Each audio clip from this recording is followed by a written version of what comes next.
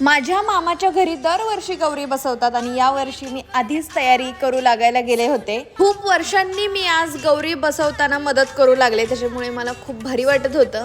तशी सगळी तयारी आमच्या मामींनी आधीच करून ठेवली होती. पूजन केलं आणि गौरींना सोन पावलांनी घरामध्ये आम्ही घेऊन आलो. प्रत्येक स्त्रीला तिच्या माहेरी 2 दिवस जाण्याची खूप ओढ असते.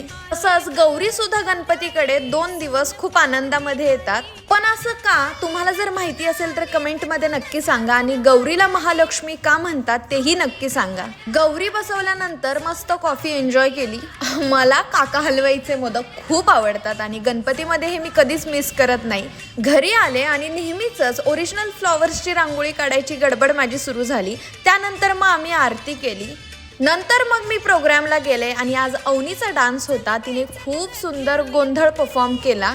दिवसभर एकदम पॉझिटिव्ह वाइब्स बघा. तर भेटू उद्या. बाय.